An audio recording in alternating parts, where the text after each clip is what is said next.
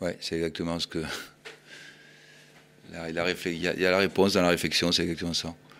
On voit bien que ce soir, au fil du match, j'espérais c'était un 0-0, puisque j'ai l'impression que voilà, sur les 10 mois de compétition, on a fait 9 mois pleins, quoi, à fond, et que les joueurs ont jeté toute leur force dans ces 9 mois, et puis qu'il n'y a plus de force, il n'y a plus de dynamique sur le dernier mois.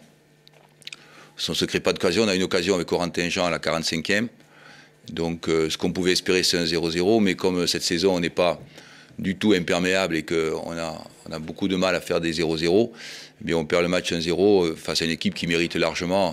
C'est ce que j'avais ressenti à force d'être dans le championnat et d'avoir l'expertise de tous ces championnats de longues années. On sait déjà certains scénarios avant la rencontre.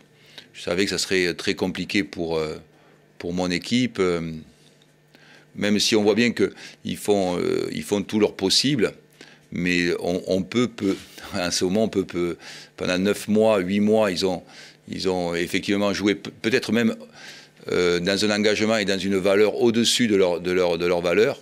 Et puis maintenant, c'est effectivement très, très compliqué d'être créatif, parce qu'on manque de force, on manque d'imagination, on manque de complémentarité, et puis aussi compliqué par la saison qui vient de se dérouler, d'être imperméable, de ne pas prendre de but. Donc là, la logique est respectée, il n'y a pas photo. On voit bien la différence, effectivement, c'est une machine bien huilée, bien en place, qui est en confiance, et puis une équipe qui fait tout son possible, mais qui a jeté toutes ses forces dans les 9 premiers mois, et que là, dernier mois... L'intérêt, c'est de faire jouer des jeunes aussi, mais on voit bien que ça a aussi ses limites face à une équipe qui est mature, quoi.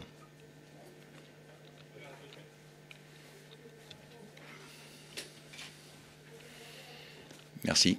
Merci à vous. Un caca, je dis ce que jamais.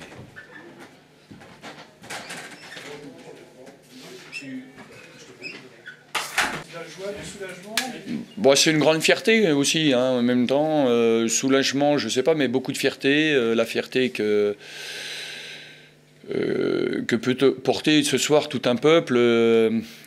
C'est un retour vers le plus haut niveau. On y a travaillé beaucoup.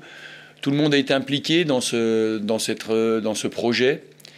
Je pense que c'est une grande fierté, voilà, essentiellement. Mais on sait que ce n'est pas un aboutissement, parce qu'on sait que dans ce retour en Ligue 1, il y a aussi maintenant la deuxième étape, il va falloir se maintenir, donc travailler pour rester, exister et continuer et pérenniser en Ligue 1. Donc l'aboutissement pour vous, ça sera l'installation en Ligue 1. Voilà, c'est ça.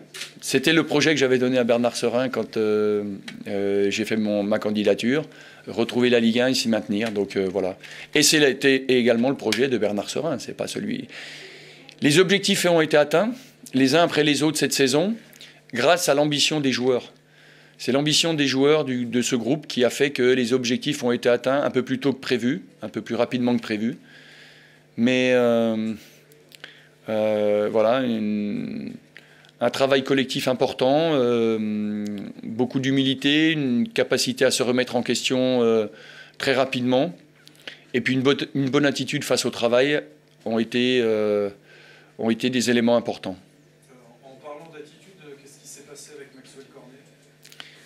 Bah, justement, voilà, et je pense qu'il n'a pas pris conscience que dans un match comme ça, nous on joue un titre de champion de France, quoi. Donc jouer un titre de champion de France... c'est pas perdre le ballon comme il le perd, c'est pas être dans l'individualisme, au contraire être dans le collectif. Voilà, donc il est jeune, il a 17 ans, mais nous on cherche un titre de champion, je veux dire, voilà, on ne peut pas se permettre d'être uniquement dans le plaisir, ou même, parce que ça peut être du plaisir, mais individuel. Le plaisir, il sera collectif, et il faut que ce soit ainsi. Mais bon, il est jeune. Il sait pourquoi, il a compris de toute façon. Ça va. Il sait. Mais il est champion de France aussi. Le plaisir, Albert, c'était aussi de faire jouer Anthony Elfort. Oui. C'était, je pense, une récompense pour lui. C'était pas un match pour rien ce soir, hein. On aurait pu le faire à Laval. Je trouvais que c'était peut-être un peu moins valorisant pour lui. Et ça aurait été peut-être, on ne connaît pas encore. Mais je pense que là, aujourd'hui, dans un match comme celui-là, sur un A3, dans un stade de Ligue 1, avec une belle équipe de Ligue 1 en face de lui, c'était intéressant. Voilà. C'est la récompense aussi de l'implication d'un garçon et de son application à l'entraînement. C'est la récompense aussi de tout un travail avec Christophe Marichès et nos 3 gardiens. Normalement, on ferait jouer à Laval Thomas Didion aussi, le 3e, voilà, son dernier match. C'est un peu l'idée qu'on avait. Voilà. Et Johan jouera bien sûr à la maison contre le Havre. C'est une façon, bien sûr, de les récompenser, mais de montrer aussi que les joueurs qui s'impliquent, qui ont toujours les bonnes attitudes, même quand ils jouent peu, quand ils jouent pas, c'est important pour le groupe. Voilà.